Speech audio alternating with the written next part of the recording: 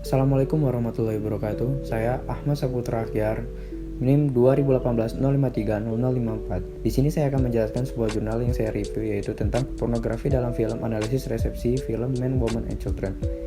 Film Men, Woman, and Children karya Jason Reitman yang diproduksi oleh Paramount Pictures pada tanggal 17 Oktober 2014. Film tersebut menceritakan dampak dari pengguna internet terhadap gaya berkomunikasi mereka, cara mereka menceritakan dirinya di dunia virtual, sampai ke kehidupan asmara mereka. Film ini banyak mengangkat masalah-masalah yang ditimbulkan oleh internet, seperti budaya gaming, anoreksia, berburu popularitas, perselingkuhan, hingga maraknya konten vulgar yang sangat mudah diakses melalui internet. Film ini tidak masuk ke bioskop-bioskop di Indonesia. Penonton Indonesia hanya bisa menikmati film ini dengan menonton secara online di web streaming dan maupun mengunduh di internet. Diketahui bahwa 3 masalah yang frekuensi kemunculannya paling banyak, yaitu kemunculan scene pornografi.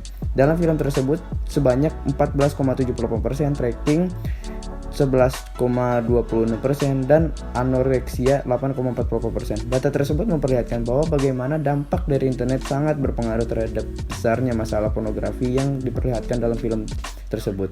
Dengan menggunakan teori encoding dan decoding yang dikemukakan oleh Stuart Hall, seperti berusaha mengungkapkan bagaimana para audiens dalam menerima pesan dan reaksi persepsi antara produsen dan konsumen terhadap teks. Pemaknaan pesan tergantung dari latar belakang audiens dan pengalamannya.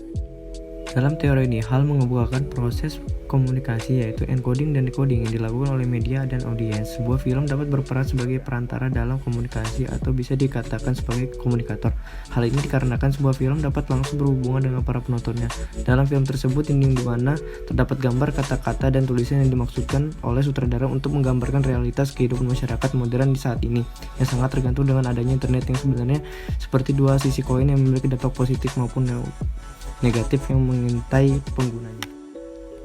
Selanjutnya, jurnal yang kedua yang saya review adalah representasi feminisme dalam film Maleficent. Dalam dunia film, cerita sebuah film dikemas sedemikian rupa agar pesan yang dibawa dapat tersampaikan kepada penonton. Pesan-pesan atau nilai-nilai yang terkandung dalam film dapat mempengaruhi penonton baik secara kognitif, afektif, maupun konatif. Kramer Tuner dalam Sobor menolak untuk melihat film sebagai refleksi masyarakat. Bagi Tuner, makna film sebagai representasi dan realitas masyarakat berbeda dengan film sekedar sebagai refleksi dan realitas. Namun, sebuah pandangan yang telah dikembangkan di Inggris pada 1970-an dan berpengaruh pada teori film feminis mengatakan bahwa representasi bukanlah melulu soal cerminan realitas, apakah benar ataupun menyimpang, tetapi lebih merupakan produk dari sebuah proses aktif berupa memilih dan menampilkan, menata dan membentuk, membuat hal yang menunjukkan makna sehingga disebut sebagai praktik penandaan. Keterlibatan perempuan dalam film Hollywood memang terbilang kecil dan mungkin sering digambarkan sebagai sosok yang hanya menonjolkan kecantikan fisik semata. Namun, hal ini bisa menjadikan motivasi para perempuan untuk berperan aktif di balik layar dan membuat film dengan menggambarkan perempuan yang tangguh dan juga kuat, seperti yang ditampilkan Angelina Jolie dalam filmnya yang berjudul Maleficent. Para teoritis seperti Margaret Fuller, Frances Willard, Jane Addams, Charlotte Perkins Gilman merupakan komponen feminisme kultur yang mengatakan bahwa dalam mengatur negara, masyarakat memerlukan nilai-nilai perempuan seperti kerjasama, perhatian, pasifisme, dan penyelesaian konflik tanpa menggunakan kekerasan.